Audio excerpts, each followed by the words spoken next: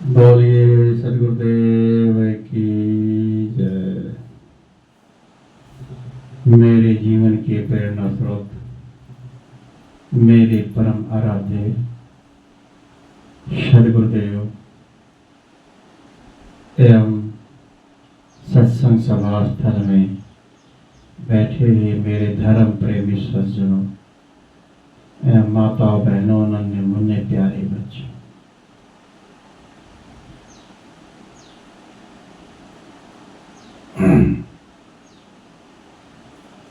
सतगुरु कबीर साहब की साखी पर थोड़ा विचार।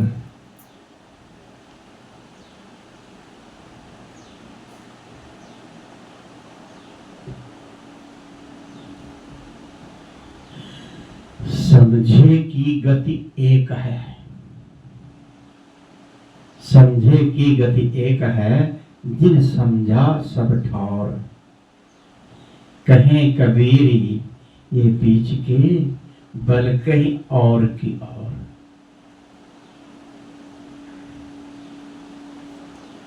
यह सदगुरु कहते हैं कि समझदार, समझे की गति एक, बहुत वजनदार बात है।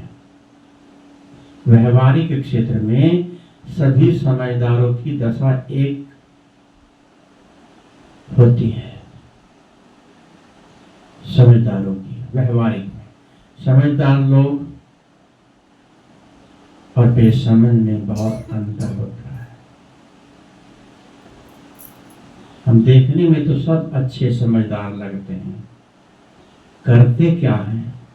अगर किसी से कहो किसी को कि तुम पागल हो, वो आपको 10 बार पागल कहेगा। मैं क्यों पागल? तुम पागल, तुम्हारे माँ बाप पागल, तुम्हारा खानदान पागल। कोई अपने को पागल नहीं कहना चाहता, कहलवाना चाहता। लोग पागलपन नहीं तो और क्या करें। लोग गोबर की पूजा करते हैं, मिट्टी से बने मूर्ति की पूजा करते हैं, पत्थर से बने मूर्तियों की पूजा करते हैं। पूजा करना मूर्ति की कोई बुरी बात तो नहीं है, लेकिन इसी में ही पड़े रहना। आज कल देखा, इतने सुंदर सुंदर गणेश भगवान की मूर्तियों की स्थापना हुई, देख के बड़ा मन खुश होता है। बड़ा अच्छा काम कर रहे हैं, कुछ तो कर रहे हैं धर्म का काम, अच्छी बात है। गलत ना करके कुछ तो कर रहे हैं। उसने कहीं की हजारों की, 50-50 हजार की मूर्तियां स्थापित कर देते हैं और 8-10 दिन तक खूब अच्छे से उनका जागरण भी करते हैं, सत्संग करते हैं, आरती होती है। बहुत अच्छी बात है। अब गणेश जी का बताए हुए विचारों पर क्या हम चलते हैं। गणेश जी की महिमा तो बहुत कुछ है। गणेश जी का अब देखा, अब तो उसमें इस बार गणेश जी की सवारी नंदी पर कर दी। नंदी कोई बैल के ऊपर बैठा रखा। अभी पहले चूहे की सवारी थी, चूहा। इतने बड़े गणेश जी चूहे पर कैसे बैठ जाएंगे? लेकिन एक प्रतीक है, सब जानते हैं नहीं बैठ सकते। एक प्रतीक बना के, चिन्ह बना करके रख देते हैं। फिर उस मूर्ति से मांगते हैं, ये गणेश भगवान हमें ये दे दो। वही खाली गणेश जी की मूर्ति हनुमान जी की हो, कि देवी देवता की हो, खुद ही उसकी रचना करते हैं, बनाते हैं और फिर उसके आगे मत्था रगड़ते हैं। मूर्ति, इतनी हजारों की मूर्ति लाते हैं और लास्ट दिन में जब उसका पूरा पूर्ण आहुति करते हैं तो उसको ले जाकर के पानी में डाल देते हैं। इतना महंगी मूर्ति उसको प्रवाहित कर देते हैं, रवाज है। लेकिन वहां पर कितनी जगह सुना गया है मूर्ति को प्रवाह करते हुए। कितने यहाँ यमुनानगर में, इसी यमुना में ही कोई बच्चा ऐसे दबा डालने जा रहा था गहराई में, तो नीचे ही डूब गया। और भी समुद्रों में कहीं कहीं ले जा क्रेन के द्वारा, क्रेन से बीच में ले जाके धारा में डालते हैं। क्रेन का की संखल टूट गई, कई लोग खड़े थे और गणेश जी भी वजन, संखल टूट गई। सभी 10 लोग जितने थे सब पानी में, समुद्र में समा गए। कितनी जगह ऐसा हादसा हुआ। क्या गणेश जी ने कहा आपको कि ऐसा करो मेरे लिए? पहले कुछ नहीं होता था, ठीक है, खुशियां मनाते हैं, पर्व है, इसी बहाने उनका नाम लिया जाता है, अच्छी बात है। तो जैसे गणेश जी ने आपके को शिक्षा दिया है, जय गणेश जय गणेश जय गणेश देवा, माता जिसकी पार्वती पिता महादेवा। माता पिता उनके पूजनीय थे, माता पिता की उनके देवता थे, उनकी सेवा करते थे। कहते हैं कि गणेश जी और कार्तिकी 2 संतान थी कहानी के अनुसार, पर शिव पुराण और पुराण शास्त्रों में कहीं भी गणेश जी कोई पार्वती के संतान थी ही नहीं। शिव पुराण उठाकर देख लीजिए, और भी कई जगह है, कोई संतान नहीं थी। पार्वती बांझ थी। सदर कबीर साहब ने भी कहा है कि पार्वती को बांझ न कहिए, शंकर को कहो न भिखारी। शंकर जी जो थे, शिव जी भिक्षा मांगते थे, भभूति रमाते थे, सांप गले में डाल के बैठे रहते थे।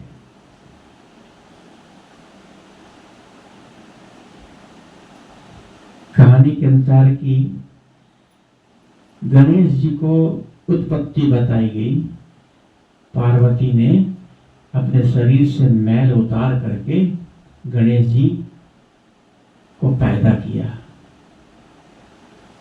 अभी किसी को कहा जाए मैंने भी एक लड़का बना दिया अपने शरीर से मैल उतार करके, कोई मानेगा?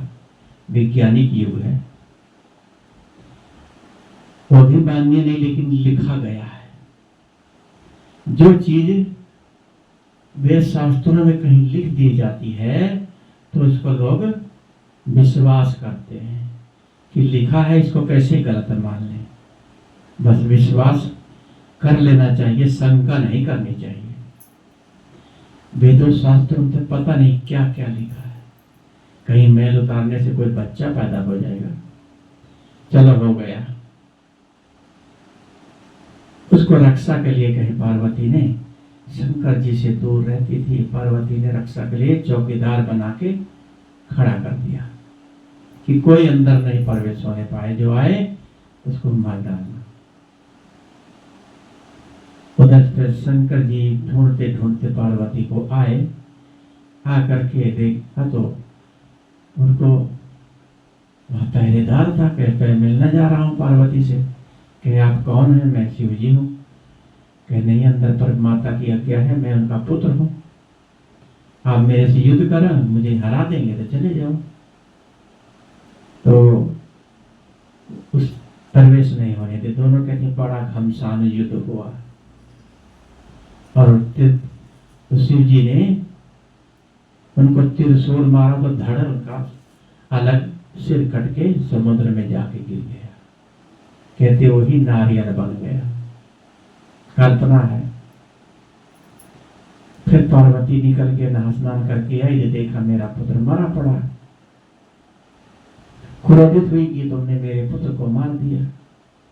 शंकर जी को नहीं पता मेरे कोई पुत्र संतान है। इतने अंतर्जामी थे वे, त्रिलोकीनाथ थे, तीनों लोगों के नाथ थे। तीसरी दृष्टि नेत्र खुलता तो दुनिया को भस्म कर सकते थे।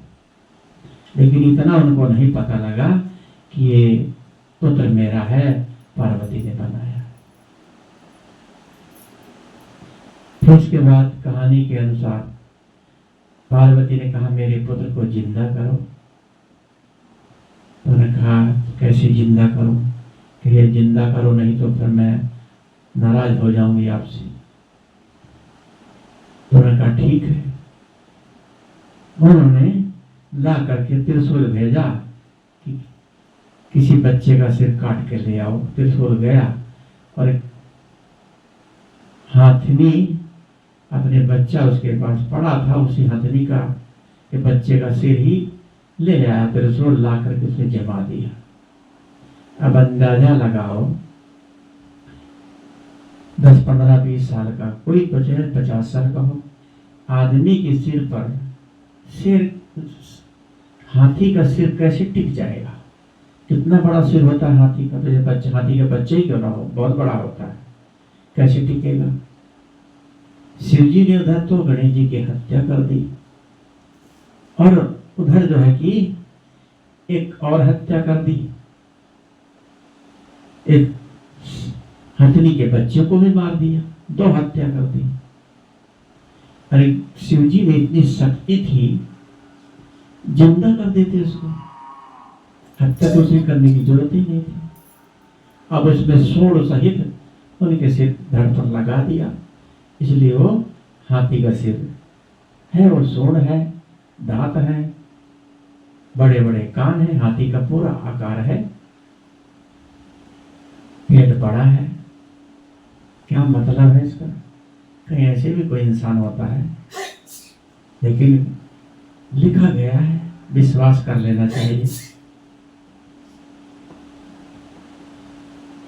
गणेश जी यदि हुए होंगे तो बिल्कुल हुए होंगे, पर हाथी वाले सूंड वाले नहीं हुए होंगे। ज्ञानवान विद्वान महापुरुष हुए होंगे, लेकिन जैसे कहानी बता रही है उसके अनुसार ऐसा होना असंभव है। तो गणेश जी थे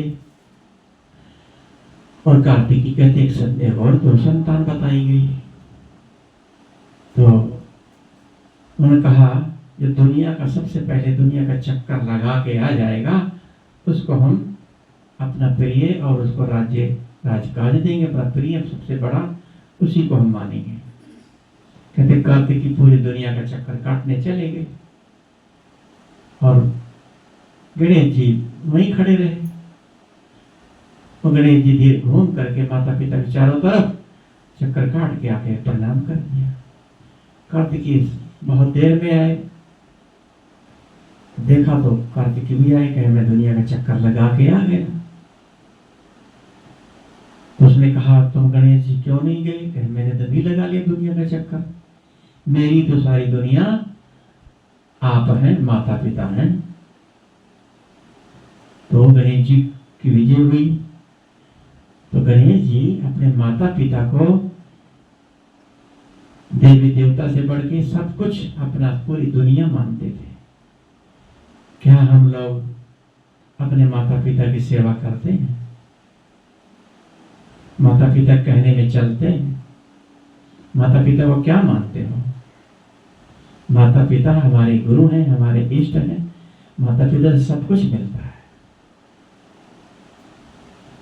ऐसे ही आगे और भी चमत्कार रामायण के अंदर लिखा है और भागवतों में लिखा है, सबको सच मान लेते हैं।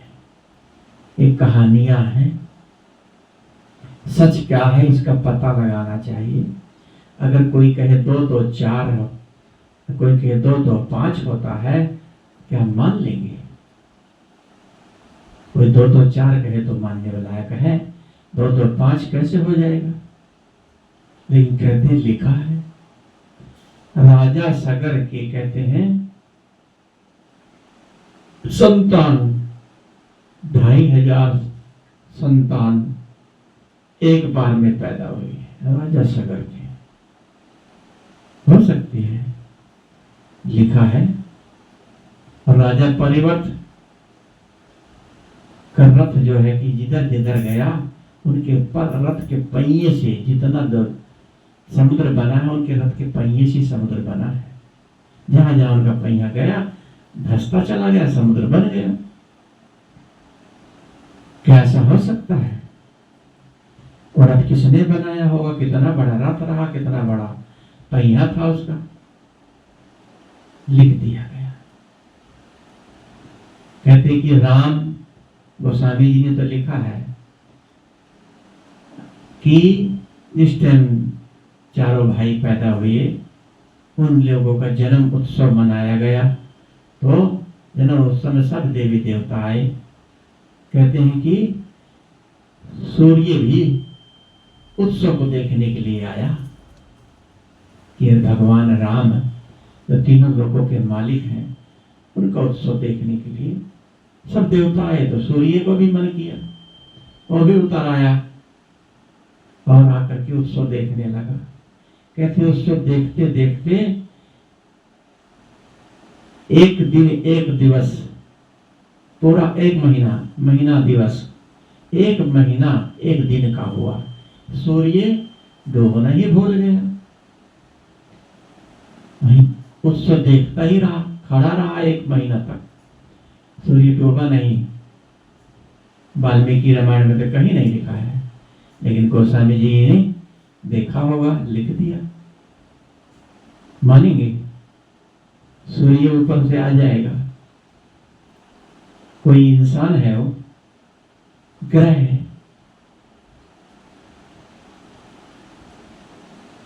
रामायण में लिखा है, मान लेना चाहिए, मान लेते हैं लोग। ऐसे ही कितनी बातें उठपटांग की, लोग पूजा करते हैं, कथा करते हैं, पत्थर के शालिग्राम चढ़ा रखते हैं, गोबर गणेश, गोबर का गणेश बनाते हैं,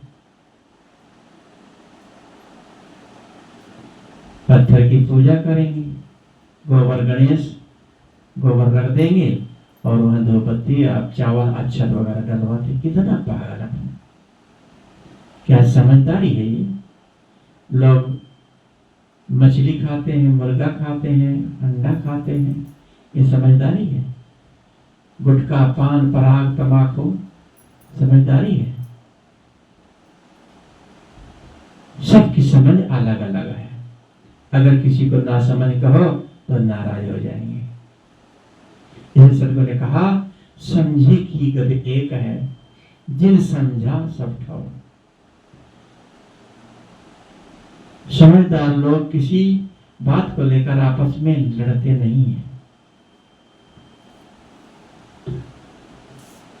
उनमें आपस में विचारों की भिन्नता होती ही नहीं। जो ज्ञान होता है, जिसको अंदर ज्ञान होता है, वो ज्ञानी होता है, कभी किसी से विवाद नहीं करता, किसी की निंदा चुगली नहीं करता, किसी का विरोधी नहीं बनता। कोई विरोधी बात करता तो उसको अनदेखा कर देते हैं, कहते छोड़ो यार, छोड़ो भाई, किसी की निंदा मत करो, किसी की बुराई मत करो, क्या मिलेगा? हम दूसरों की निंदा करते हैं, बदनामी करते हैं। जो दूसरों की निंदा करता है वो साधक नहीं, बाधक है। ये सुख का रास्ता नहीं है।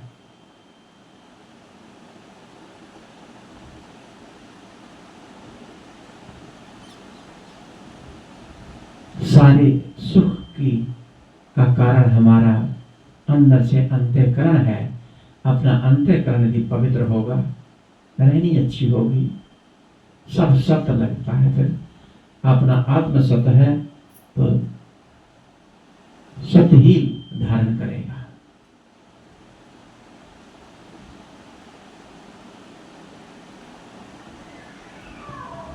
सारा सत्य यदि हम एक बार में कह दे तो शायद वह नहीं सह पाएगा।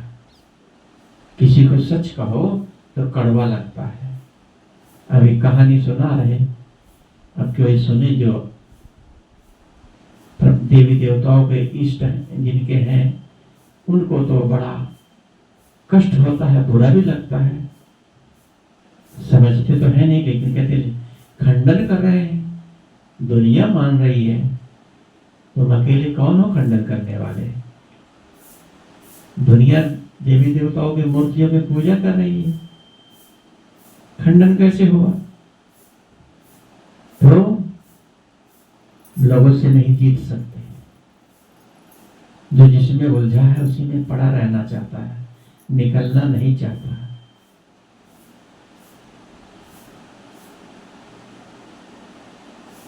हमें हमारे पास समय बहुत कम है, किसी से नहीं उलझना है। मिलने जुलने वाले लोग परस्पर अपना व्यवहार बनाते हैं, समाज के लिए बहुत बड़ी उपलब्धि है।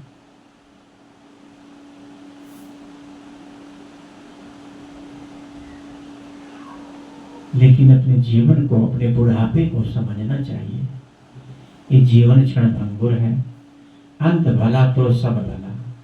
कहावत के अनुसार कि यदि बुढ़ापा सुख चैन शांति से व्यतीत हो गया तो मानव जीवन सफल हो गया। इसके विपरीत यदि बुढ़ापा कलेश में है, चिंता, तनाव, शिकायत और दुख, अशांति से व्यतीत हो रहा है, तो पूरा जीवन असफल है। पर देखा जाता है जो बचपन की हमारी खुशियां, निश्चिंतता, प्रसन्नता होती है, वह जवानी में नहीं रह जाती। 20-22 के बाद आदमी चिंता ग्रसित हो जाता है, और 30 के बाद तो 30 बहे तब खीस बहे। 30 के बाद तो पूरा ही आदमी अपने को एकदम चिंता में ढाल लेता है। ऐसा लगता है 20-30 साल का व्यक्ति 50 का, जब 50 का है लगता है 60-70 का। इससे यही लगता है कि जीवन उसका कलेश में बीता है, बुढ़ापा उसका कैसे बीत रहा है। यदि बूढ़ा व्यक्ति चिंता एवं शिकायत और तर्सना की धारा में पड़ा हुआ है, अशांति उसके जीवन में है, तो समझ लो उसका जीवन असफल रहा। मनुष्य जीवन पाने का कोई मतलब नहीं हुआ। ये मुक्ति का दरवाजा है मनुष्य जीवन। और मुक्ति के दरवाजे पर खड़ा होकर के फिर भी वापस चला जाए तो मनुष्य जीवन का कोई लाभ नहीं। यह भ्रम न पाले जवानी में, जैसे हम खूब धन कमाकर बहुत बड़ा मकान बनाकर ऐसे आराम से जिंदगी को जिएंगे, बुढ़ापा सुख शांति से व्यतीत हो जाएगा। ऐसा जब तक हमारी जवानी सुख में नहीं, बचपना सुख में नहीं, तो बुढ़ापा सुख में कैसे होगा? किसी ने कहा आपके जिंदगी को हम आपके बुढ़ापे को देख के बता सकते हैं कि आपने जीवन में क्या किया। यदि आपका बुढ़ापा सुख में है, अच्छे से जीवन जी रहे हो, प्रसन्नता से जी रहे हो, कोई दिमाग में परेशानी टेंशन नहीं है, समझ लो जीवन आपका, जवानी आपकी अच्छी बीती है, शांति से बीती है, आपकी जवानी सुखद रही है। यदि हमने जीवन में अपनी जवानी की शुरुआत करी, धन, मकान, घर, जमीन, जायदाद सब बना लिया, सब साधन इकट्ठे कर लिए, लेकिन मन में शांति नहीं, संतोष नहीं, तो बुढ़ापा हमारा क्या शांति में कटेगा? इस संसार का नियम है, परिवर्तन संसार का नियम है।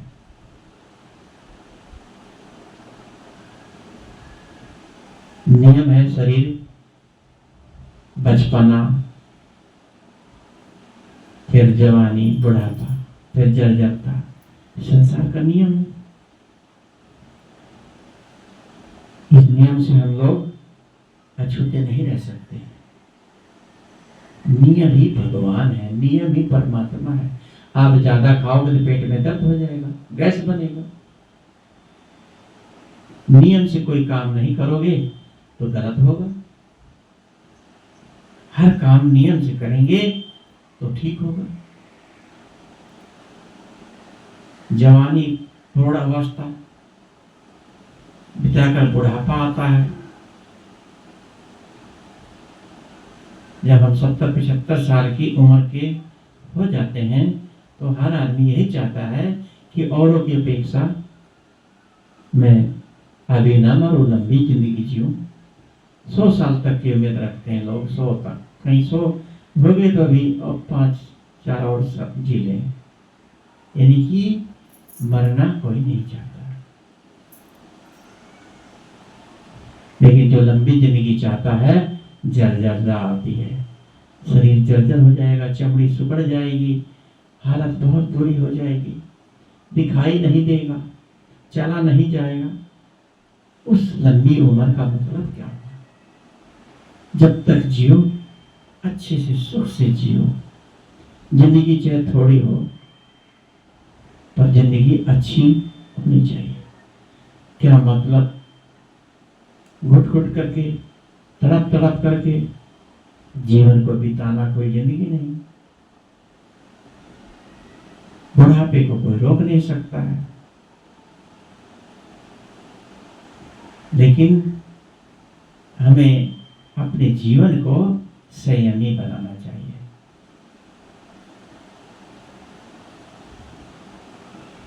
अपने मन को प्रसन्न रखने की आदत बनानी चाहिए। मन को दुखी नहीं होने देना चाहिए। किसी से बदला लेने की भावना मन में कभी नहीं रखनी चाहिए। हर परिस्थिति में प्रसन्न रहें। सकारात्मक सोच होनी चाहिए हमारी। कितनी भी विकट परिस्थिति हो, तूफान बहुत तेजी से आता है लेकिन थोड़ी देर में चला जाता है। कितनी भी प्रतिकूल परिस्थिति कितनी भी हो, हम जी रहे हैं, लेकिन वो थोड़ी कुछ दिनों में शांत हो जाती है। ये समझना चाहिए कि हम दूसरों की अपेक्षा अच्छी जिंदगी जी रहे हैं। अपने मन को, चित्त को प्रसन्न रखना चाहिए। इसलिए सदगुरु ने कहा कि ये समझे की गति एक है, जिन समझा सब ठौर, कहे कबीर बीच के बल गए और की ओर। ये बीच के लोग जो है ना, बल्कि अपनी अपनी बातें हाँकते हैं। किसी को ज्ञान की बातें कहो, वो अपनी हाँकेंगे, आपकी नहीं सुनेंगे। ये बीच के लोग अलग से होते हैं। कोई ज्ञान की बात करोगे, कहेंगे छोड़ो यार, कुछ और बात करो। मोबाइल चलाते हैं, मोबाइल में उंगली कुचते रहते हैं, क्या उसमें भागवत पुराण निकाल रहे हैं। गलत गलत बातें देखते हैं, पढ़ते हैं, गलत चीजें देखते हैं। यही उन लोगों के विचार ऐसे ही होते हैं। जब अच्छे लोगों के संगत में बैठोगे, संतों के सत्संग में जाएंगे तो अच्छे विचार धारण करेंगे। इसलिए हमें अच्छी समझ होनी चाहिए, अच्छे विचार धारण करने चाहिए, तभी हम अपने जीवन को सही दिशा दे पाएंगे। इन्हीं शब्दों के साथ अपनी वाणी को विराम देते हैं। बोलिए सदगुरुदेव की जय। वंदन है जी गुरुदेव आपको, वंदन है जी गुरुदेव आपको, वंदन है। काल जाल का फंदा है भारी, काल जाल का फंदा है भारी, परख लखायो भेव आपको, वंदन है वंदन गुरुदेव आपको।